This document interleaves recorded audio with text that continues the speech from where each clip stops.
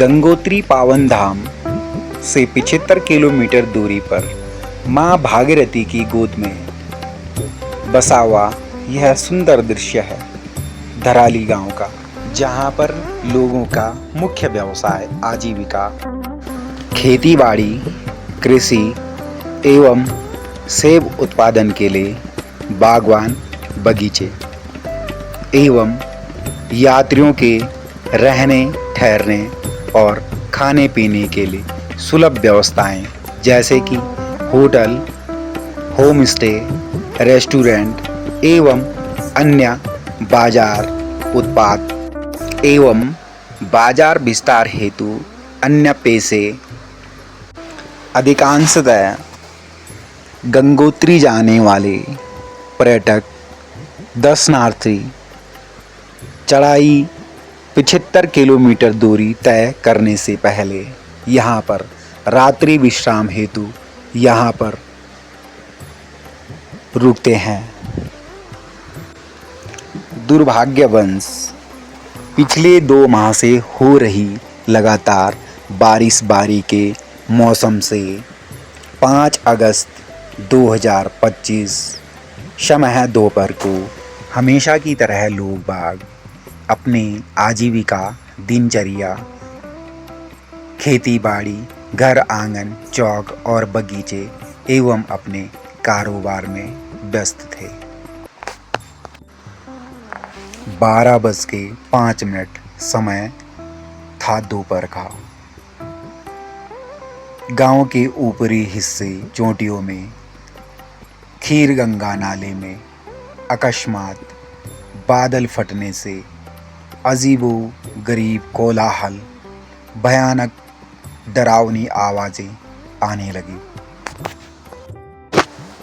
एक क्षण में देखते ही देखते धरातली गांव की सुंदरता एक पल में खौफनाक सैलाब से प्रभावित होकर एक दर्दनाक और खौफनाक मौत का कुआं जैसे मंजर में तब्दील हो गया।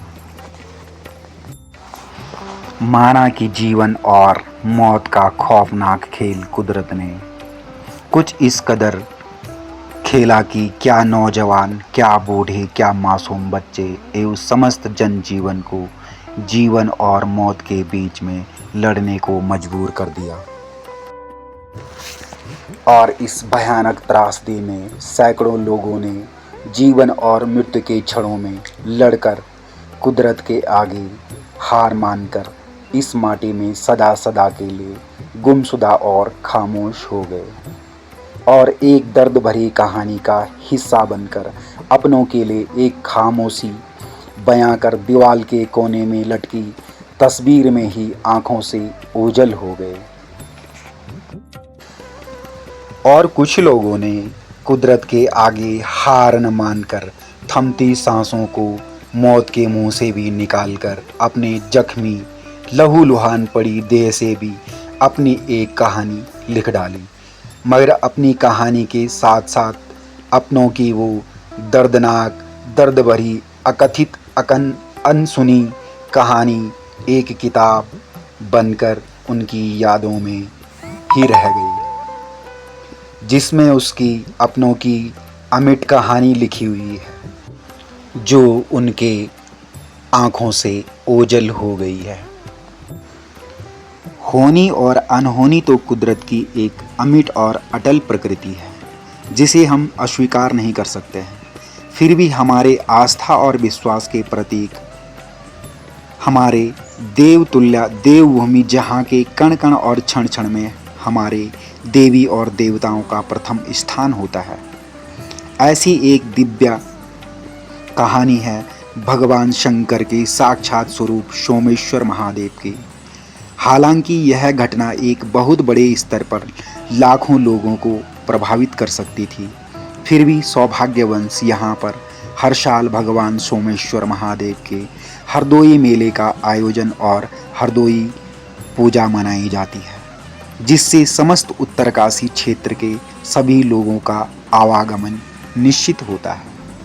और निश्चित तौर पर यह घटना एक विशाल त्रासदी का रूप ले सकती थी, परंतु कालचक्र के मध्य भगवान शंकर स्वरूप साक्षात सोमेश्वर महादेव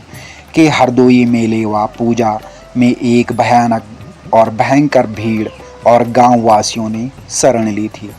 जिसे एक बहुत बड़े चमत्कार के रूप में भी देखा गया।